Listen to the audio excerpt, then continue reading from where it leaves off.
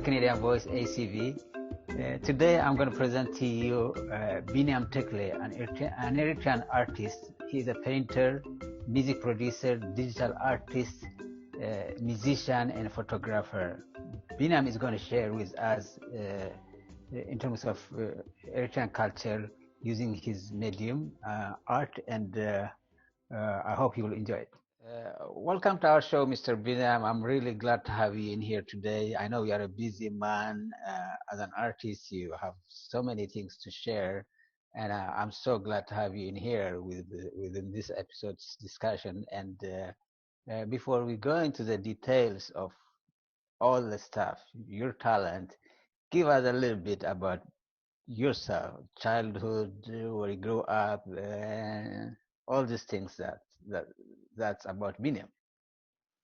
Yeah, I also thank you for having me here with you.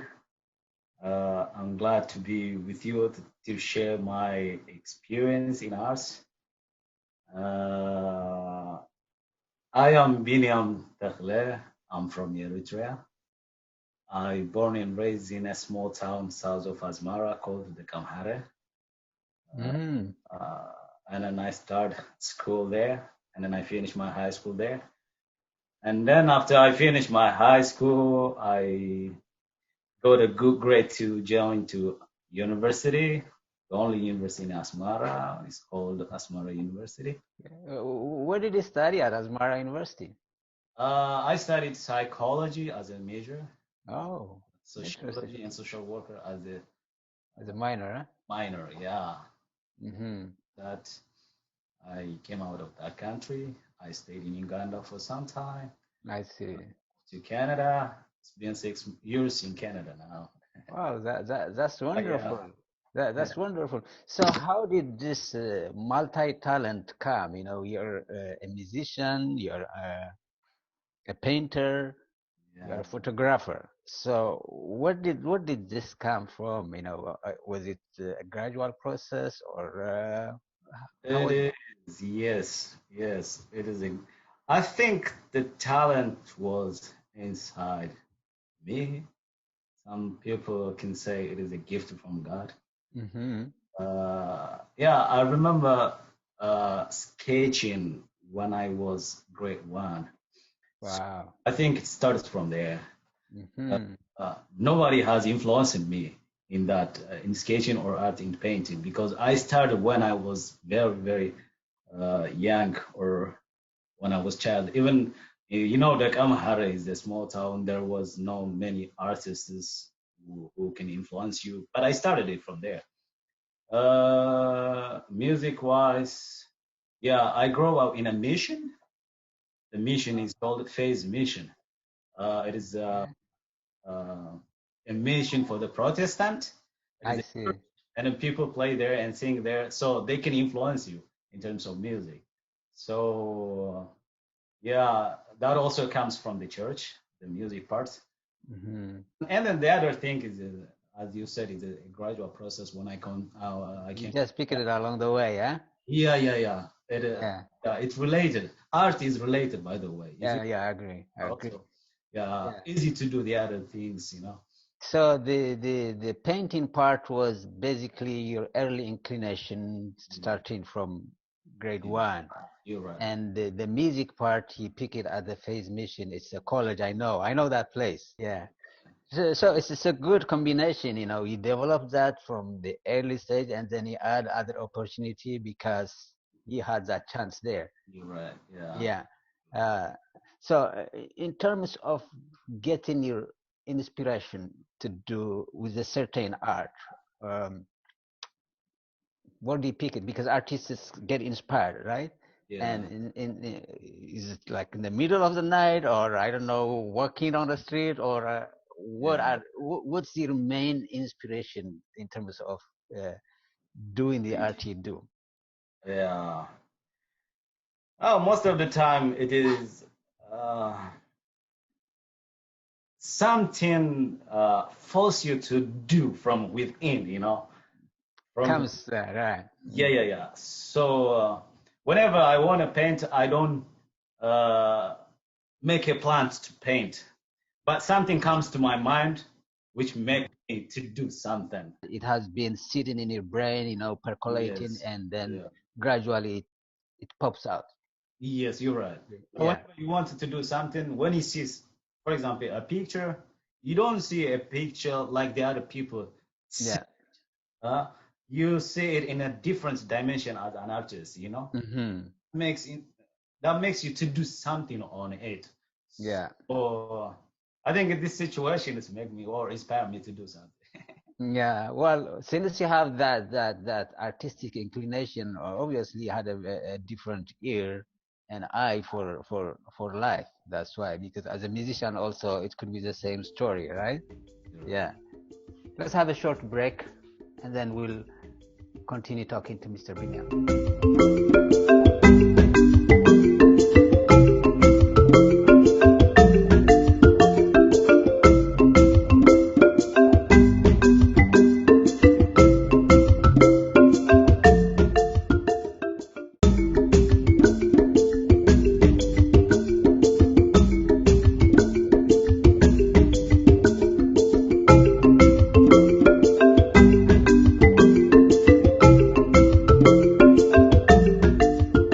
In terms of reflecting the Eritrean culture, the Eritrean way of life, or the challenges, uh, how does your art play into that domain? Although it's a vast area, I know that, and you play your part in there.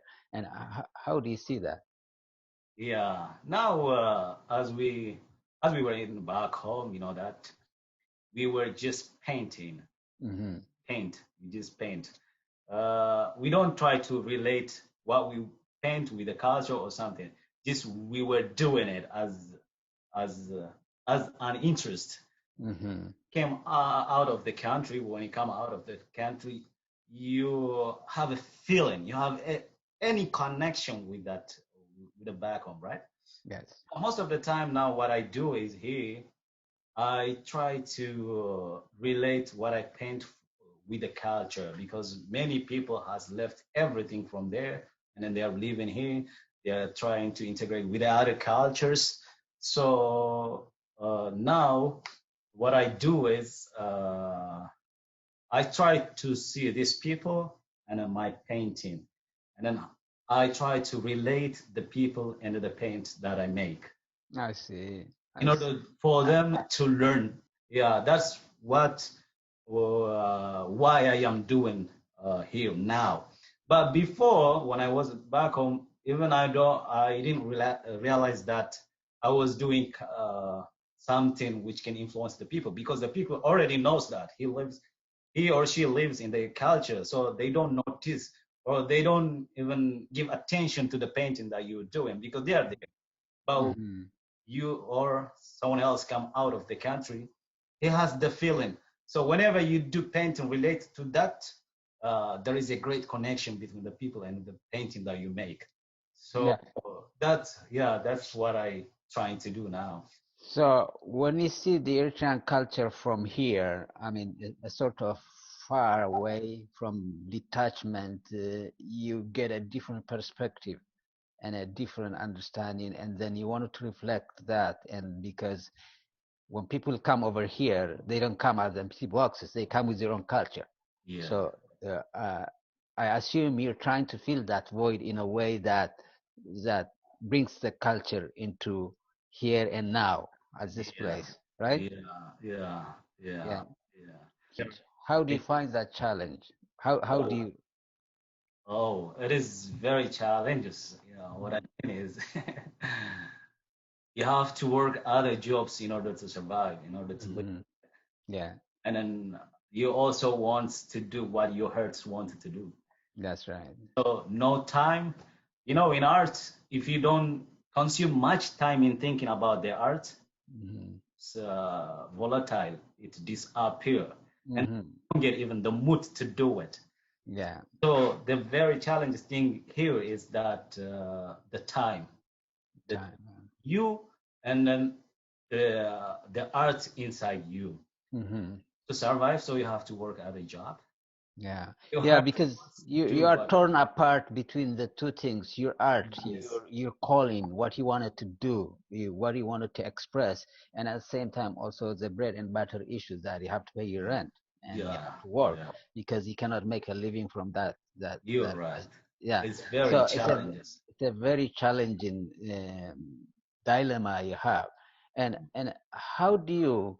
I mean, how do you balance this two? I mean, because you have to work somewhere and make Yeah. your living, and at the same time, also your art requires a huge amount of time to be invested in it. Yeah. And how do you balance that? Oh, it balances through the time. Right, so. Um, yeah. Now, if I start one painting, Hmm. if I had no any other job, I would have finished it in 2 days That's right. or a week.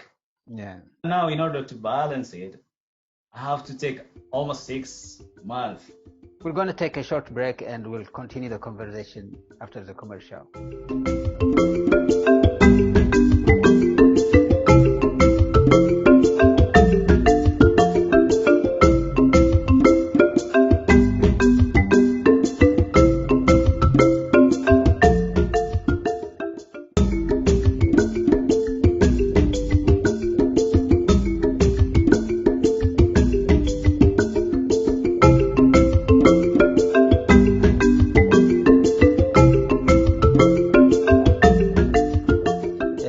And you are an artist, but you are also making inroads to the digital art, right? Yes, And yes. tell me a little bit about that.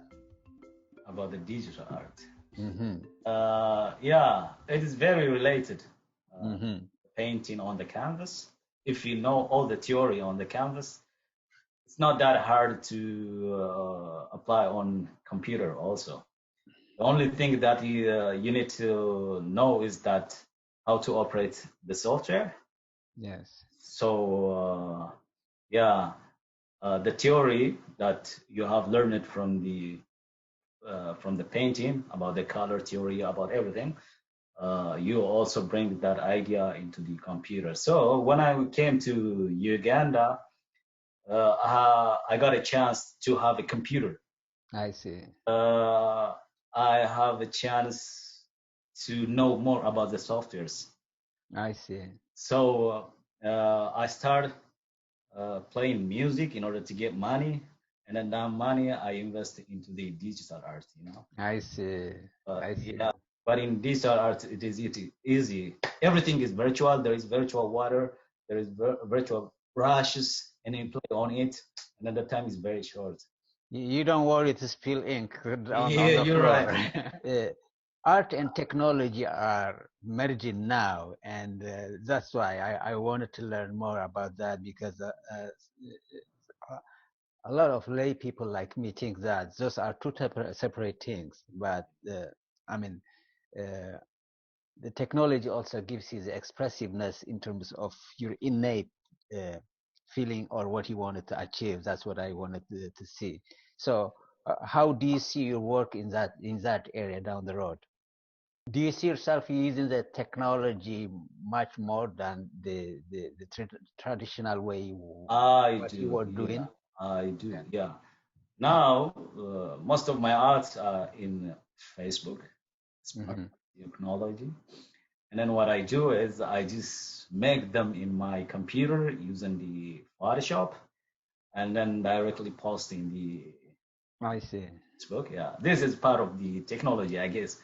This is That's something right. you were asking me. So, Mm. yeah, it has a great role that I am playing on it. I do whatever I can in the technology. Even I want to go farther from this, but because of the situation that I am, Hmm. I'm also new in Canada now.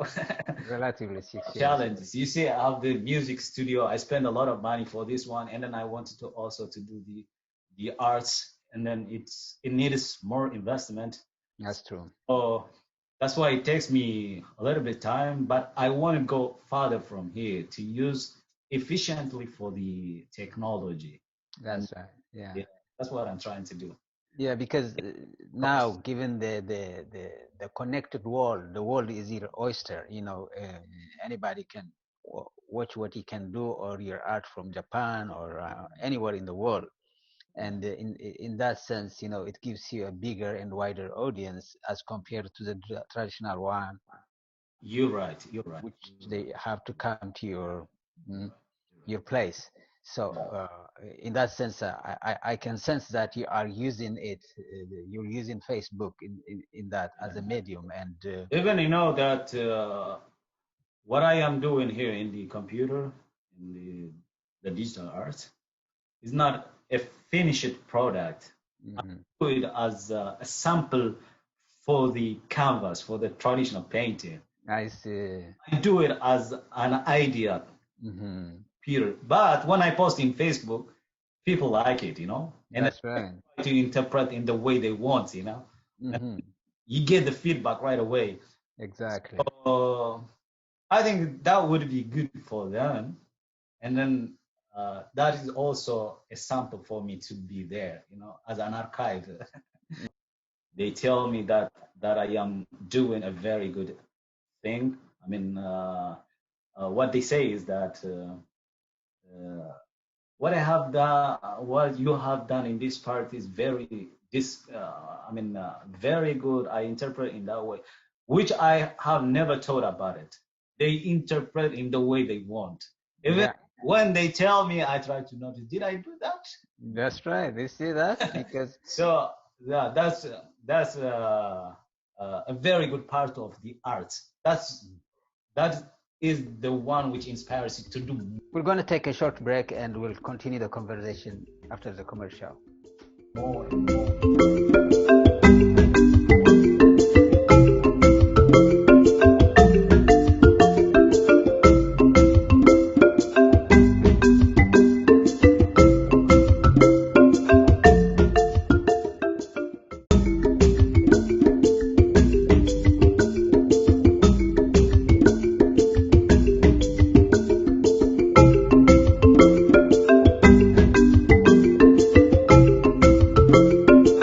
You give the world something and the world responds in a way, and then it makes you think. Yeah. Eh? Oh my God, I didn't think about this dimension. You're right. Or maybe Once even you post it, once you give to the public, to the people, it's not yours. yeah, it's The not. idea is not yours. It's not. Them one, what is that? Uh, Very small light, and then they make it very bright for the. Exactly, exactly.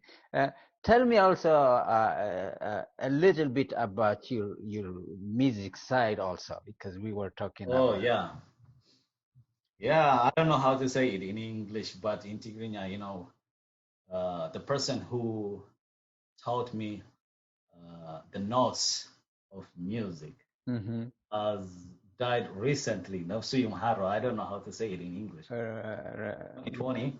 yeah, rest Uh, in peace, your teacher. yeah, Yeah, yeah. yeah. Now, unfortunately, we lost that big man. He's he was very influential in the Kamhare, and then even he had students in Asmara I see. go there and teach people. He taught many people, I guess. So he was a teacher in the phase I see. mission, and then he's the one who taught me how to play keyboard. I see. Taught me the notations and then everything. Since that day, I'm still playing music now. Even though the situation didn't help us, in our country there are a lot of difficulties. We born and grow in what can I say? Uh, in a family which cannot offer everything that you want. Mm-hmm. The passion is always there. And Mm-hmm. once we go to the church and play the music, and then through that way we develop the skills. I've seen you play in with some band Yeah. in Toronto also. Yes. And I kind of recognize you there. Yeah. So how is the music scene for you, given your situation? Like you have to work, you have to do the art, and Yes. Yeah. yeah. So how is that? Yeah, as I told you, even when I was in my country, in Eritrea, I played with big artists. I have Yeah, made I some see. albums for some very famous artists like Rusam Gabragargish. I see. Okay. Last album was composed, arranged by me. Wow.